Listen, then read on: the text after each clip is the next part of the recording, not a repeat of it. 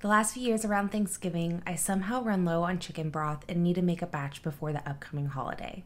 Today, I'm going to walk you through step by step on how to make and pressure can your own broth right at home.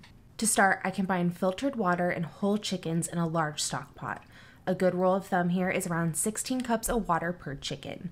One chicken plus around 16 cups of water will get you close to 4 quarts of finished stock. In addition to the chickens and water, I'll add a few stalks of celery, a few onions, salt, pepper, and thyme. Once everything is combined, I'll bring up to a boil and then I'll let simmer on my stove for 2 hours, making sure to stir on occasion. Once the 2 hours is up, you want to strain out the chicken. I will either use a wire sieve or some tongs for this step. A wire sieve is the easier option in my opinion. The chicken will fall off the bone, so I say use caution when doing this step. There will be a lot of hot liquid, and if something were to splash back into the broth, it can just fly up a lot of hot liquid, burning your arm. Trust me from experience.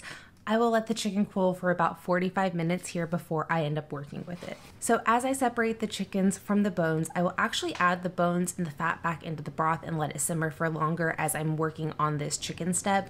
This isn't necessary, but I do it just to add an extra boost of flavor. When all the chicken is separated, I start transferring it into freezer bags. I like to divide it by how many chickens I use, so in today's case I had 8, so I will be dividing into 8 freezer bags. I use this chicken for all kinds of things. It's perfect for chicken noodle soup, tacos, enchiladas, fried rice, pulled chicken barbecue sandwiches. You get the gist. It's cooked, shredded, and ready to go. Once it's divided, I'll toss it into my freezer. So now that that's done, I'll go ahead and strain everything with a cheesecloth to make sure that everything is filtered and nothing remains in the finished broth. Once the straining is done, it's time to let the broth cool down. This is important to allow the fat to solidify so you can skim off the fat. Luckily enough, it's been really cold here, so I let these sit outside for a few hours before transferring them to the fridge overnight. The next morning, the fat still needed to solidify some, so I went ahead and let them sit back outside for a few hours because it was like 30 degrees and really cold, way colder than my fridges.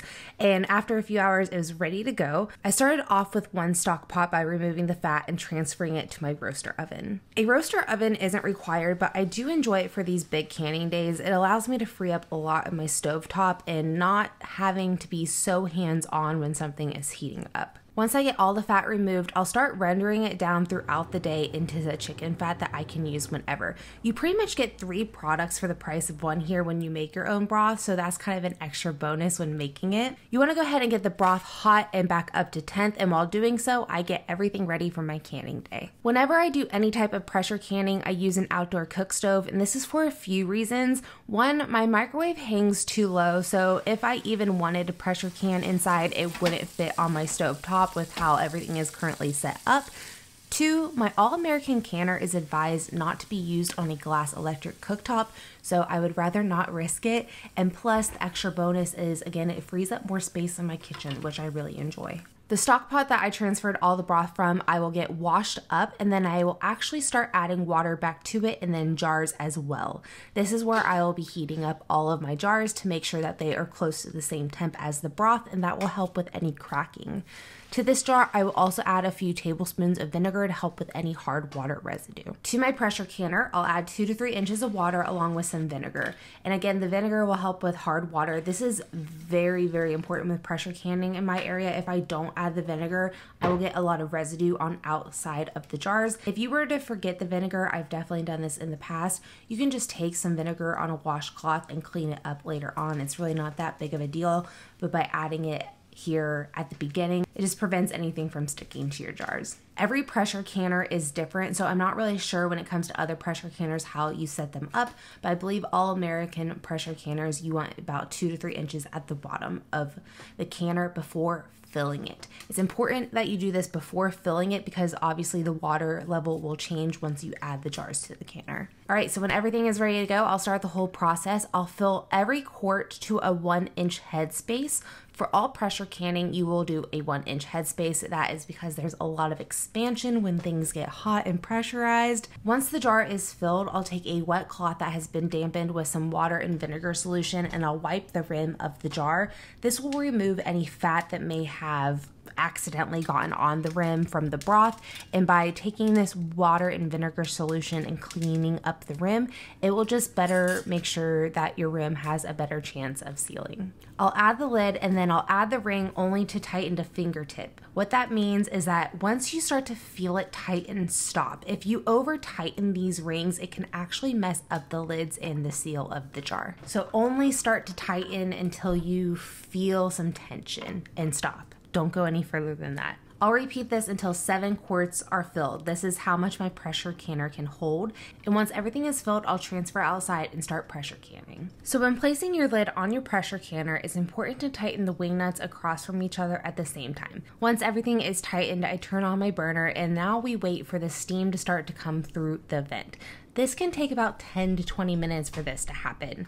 So once the steam is coming out of the vent, you want the steam to continuously be doing so for 10 minutes before adding your weighted gauge. When you add the weighted gauge, this is when your canner will start coming to pressure. And where I live, I need to process these quarts at 15 pounds of pressure for 25 minutes and pints for 20. Once your gauge has come to pressure, this is when your processing time will start. So for me, the moment that it hits 15 pounds of pressure, my timer for 25 minutes starts. So once everything is processed for the recommended time, turn off the burner and walk away. Your canner needs to come back down to 0 pounds of pressure naturally before opening it, moving it, etc. When you see the gauge at 0, go ahead and remove your weight. I carefully bring my canner back inside and I remove the lid. So when opening the lid, it's smart to do away from you. There's a lot of steam that will escape. Once the lid is off, let the jars rest in the canner for at least 5 minutes. This will help the jars adjust to room temperature. If removed too quickly, they could crack from extreme temperature change. I will remove the jars, adjust any water level in the canner as needed, and I will repeat all the steps. And I actually had to do 5 rounds this day. I could really benefit from having 2 pressure canners, but we all know pressure canners are quite the investment. But we got it all done and after crashed from exhaustion. Making your own broth can save you quite a bit of money once you're established with the equipment. I know you guys probably saw all of the equipment I was using over the last few days, and I started making broth, not with all of that. Obviously, you do need a pressure canner. A roaster isn't necessary, but it really does come in handy, and stock pots, of course, are a must. Honestly, if I do another big batch like this, I should probably get my hands on one more stock pot because moving that much liquid around is kind of a pain when I'm doing all of my straining through the cheesecloth. But back to what I was saying, that broth can save you a good amount of money once you're established, which is really true. Your equipment will pay for itself if you use it the amount that you need to use it. So all of this broth here is organic chicken broth. I got half of those chickens I used on sale for about half off. I went into the grocery store this week and I saw that they were having a big sale because everyone's buying turkeys this week because of Thanksgiving, that I think chicken went on sale. That's something I'm gonna look for years to come because I never can find those whole chickens on sale. One thing I do when I'm starting to get low on chicken broth and I know I'm gonna have to make some soon, I will start adding 1 to 2 whole chickens to my cart every time I go to the grocery store, and I will just stock up every handful of weeks. That way I'm not buying like $100 worth of chicken to do this. But here's the kicker, guys. So organic broth, if you bought it, you know it's not cheap, especially if you want good broth. Even then, store-bought broth, nothing compares to homemade broth. If you've had homemade broth before, it really does make a huge difference. So it's absolutely crazy to me how much broth is. So I did all of this yesterday for about $120.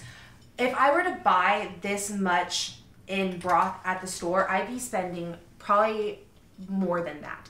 And I still got 8 bags of shredded chicken in my freezer and a pint of rendered fat. If you've ever bought rendered fat before, you also know that that is a pricey little thing at the grocery store. Those pints go for like $15 to $20, $30 depending on the type of fat, whether that be duck, chicken, beef. So all of those are really expensive as well. Obviously, this is a lot of work. I don't know if that really showed in the video or not, but I really wanted to make this a point because I know when I first started to do a lot of pressure canning, not necessarily water bath canning, but jumping into pressure canning, I was not prepared for the amount of labor.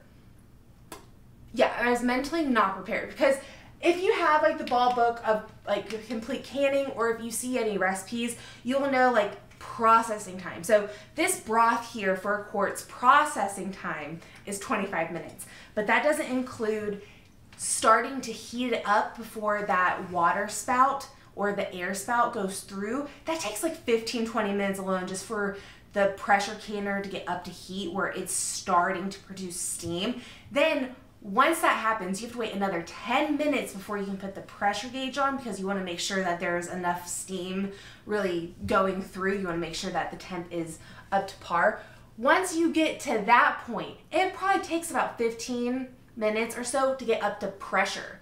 And that's where your 25 minutes starts. But then once your 25 minutes is done, you need to go ahead and let your pressure canner naturally go back to 0, which takes about 15 to 20 minutes.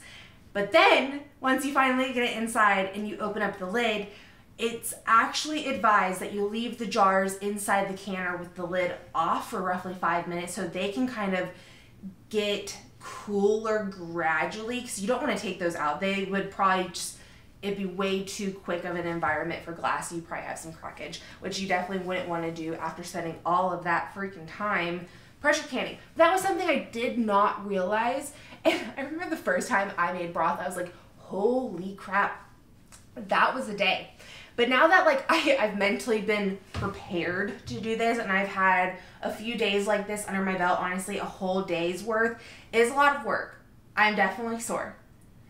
But mentally, it's not as draining as it once was. So yeah, I'm just going through, I'm wiping down all these jars, and then I'm gonna get everything dated and into the basement.